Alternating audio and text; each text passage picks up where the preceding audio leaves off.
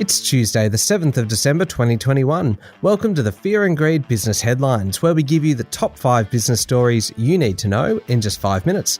I'm Michael Thompson, and good morning, Sean Aylmer. Morning, Michael. All right, 5 stories in 5 minutes. Here we go. Story number 1. Sean, the steam appears to have run out of the buy now, pay later operators. This sector was a one-time favourite of investors, but now they're dumping the stocks. What's going on? Well, in recent weeks, investors on Wall Street and in Australia have taken a much dimmer view of tech companies not earning profits. That's what happens when uncertainty hits the market, and right now we have plenty of that with the Omicron variant of COVID and fears about inflation. Now, many buy now, pay later groups don't make profits, and yesterday was a particularly tough day for them, but this is a trend that has been going on for months. Remember, the share prices of buy now, pay later companies surged as investors piled into the concept of a new payment system, but new competitors, fears of regulation, and a lack of earnings has really knocked the companies around.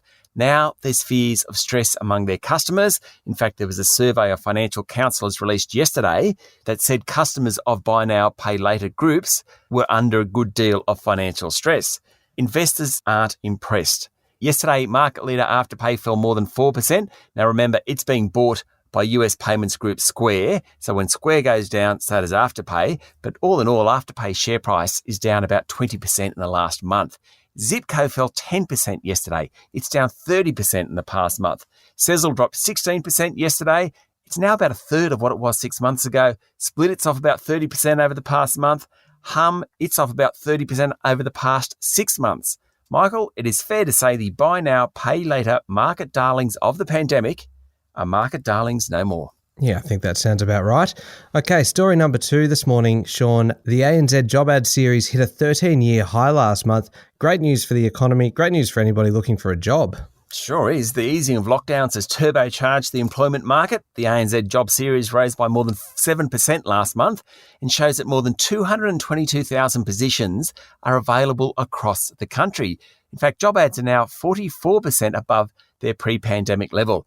That's good news for the employment market, particularly anyone that's unemployed. And we know that the unemployment rate jumped to 5.2% during October. This is all good news. Okay, story number 3, Sean. A lot of companies have been making some pretty big announcements about emissions reduction targets, all that kind of thing, but the corporate regulator has now warned listed companies that they need to go beyond big statements when it comes to net zero targets. Yes, the Australian Securities and Investments Commission's Cathy Aylmer yesterday said the regulator is looking much more closely at climate-related disclosures. There's been plenty of companies, and in fact governments for that matter, making big claims about reducing emissions, but ASIC wants to see some actions as well. Now, for companies hoping to list, they'll have to have pretty concrete plans to reduce emissions to satisfy ASIC.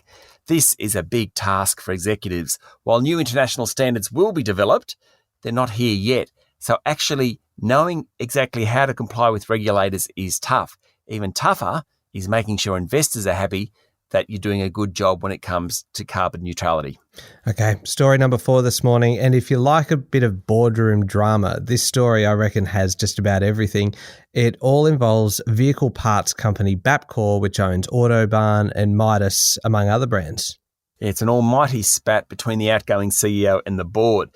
The chair yesterday announced that CEO Daryl Abotomy would leave the company immediately. 2 weeks ago, Mr. Abotomy announced he would retire on February 28 next year, but that's been brought forward and he's been marched.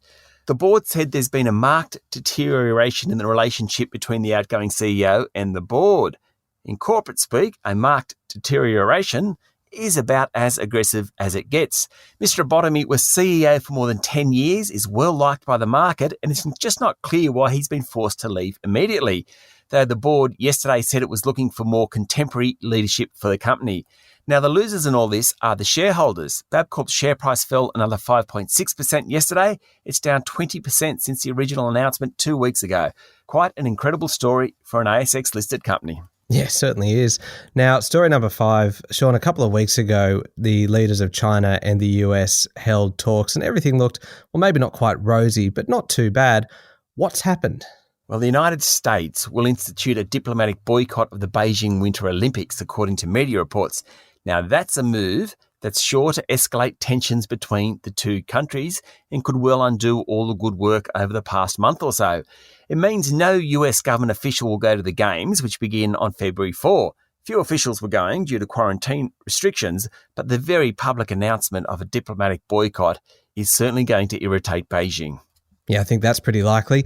All right, that's it. The top 5 business stories in 5 minutes. Thank you, Sean. Thank you, Michael. It's Tuesday, the 7th of December, 2021. Remember to hit follow. And if you're after something a little bit longer, you can find our longer daily podcast called Fear and Greed on your podcast platform.